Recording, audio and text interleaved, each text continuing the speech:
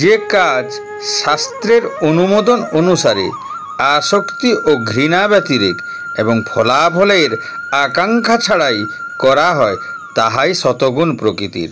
মিথ্যা অহংকার ও উত্তেজনা থেকে স্বার্থপর হয়ে যে কর্ম করা হয় তা রজগুণ প্রকৃতির।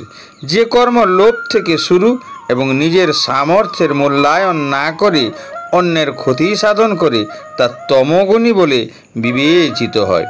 গীতা অষ্টাদশ অধ্যায় শ্লোক সংখ্যা 23তম, 24তম ও 25তম।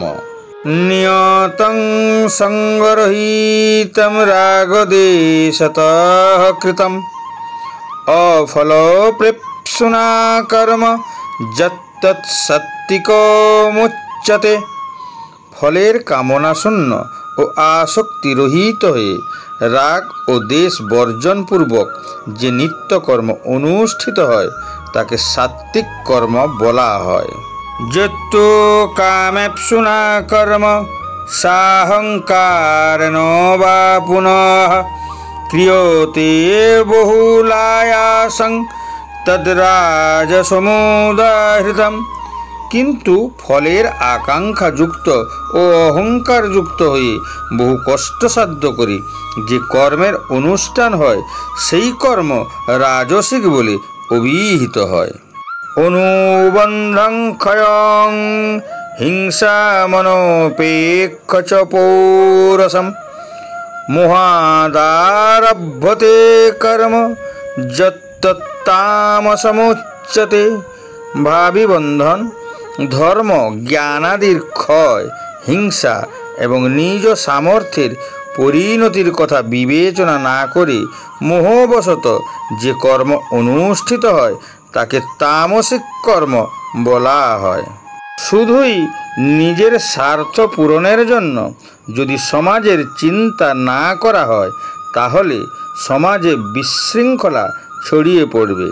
তাই শ্রীকৃষ্ণ বলেন যে ব্যক্তিগত জ্ঞানের সন্তুষ্টির পাশাপাশি সমাজে অন্যদের কথাও ভাবা উচিত।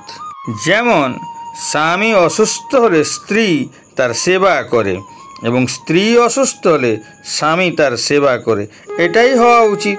কিন্তু যে ক্ষেত্রে অন্যদের সাহায্য করতে গিয়ে যদি নিজেকে ক্ষতির সম্মুখীন হতে হয় সেক্ষেত্রে সঠিক পরামর্শ অনুযায়ী এমন পরিস্থিতিতে ব্যক্তিগত স্বার্থকে প্রাধান্য দেওয়াই শ্রেয়। ঈশ্বর বলেন, অন্যকে সাহায্য করা মানুষের একটি স্বাভাবিক গুণ হওয়া উচিত। যেমন প্রাকৃতিক দুর্যোগে দুর্যোগ পীড়িতদের উদ্ধার কিংবা খাবার ও জল সরবরাহ করার মতো অন্যের সেবাকে সর্বদা অগ্রাধিকার দেওয়া উচিত। সেবা ভৌতিক দুর্ভোগের উপশমের মধ্যে সীমাবদ্ধ থাকা উচিত। যেমন একজন মানুষ ক্ষুধার্ত থাকলে তাকে খাবার খাওয়ানো যেতে পারে, কিন্তু এটি আসলে সমস্যার প্রকৃত সমাধান নয়, কারণ 6 ঘন্টা পর মানুষটি আবার ক্ষুধার্ত হয়ে পড়বে। তাই সেবা ব্যক্তিকেন্দ্রিক না হয়ে সংখ্যাগরিষ্ঠ মানুষের জন্য সেবা সর্বোত্তম। তাই উপযুক্ত সেবা নির্ধারণের মাধ্যমে সংখ্যাগরিষ্ঠ বা সমাজের কল্যাণ সাধনে হওয়া উচিত। কিন্তু সংখ্যাগরিষ্ঠরা ভুল ও বিপদগামী হলে সেবার লক্ষ্য ব্যর্থ হয়। কেননা 1000 অজ্ঞানী মানুষ সমষ্টিগতভাবে একজন বিদ্বান জ্ঞানীর গুণাগুণের সাথে তুলনা হতে পারে না। সমস্যা হলো সমাজে সবার চিন্তাধারা বা মূল্যবোধ সমান হয় না। একই পরিবারে 2 সন্তানের আলাদা আলাদা নৈতিক মূল্যবোধ এবং ভিন্ন ধরনের বিবেক থাকবেই। তাছাড়া সময়ের সাথে সাথে যে কোনো মানুষের বিবেক ও মূল্যবোধ পরিবর্তিত হতে পারে।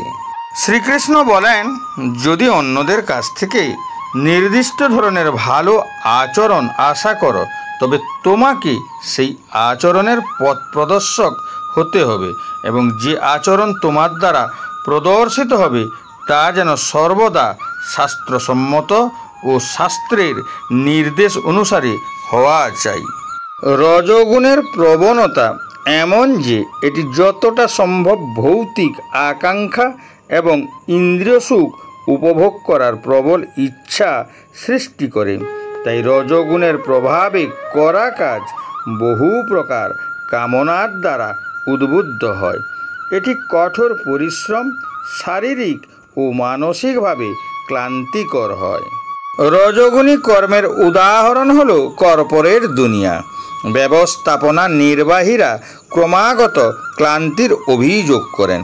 এটি ঘটে কারণ তাদের ক্রিয়াকলাপ সাধারণত ক্ষমতা, প্রতিপত্তি এবং সম্পদ অর্জনের উদ্দেশ্য দ্বারা অনুপ্রাণিত হয়। রাজনৈতিক নেতৃবৃন্দ, অতিশয় উদ্বিগ্ন পিতামাতা এবং ব্যবসায়ীদের প্রচেষ্টা ও রজগুণের প্রভাবে গৃহীত পদক্ষেপের সাধারণ উদাহরণ।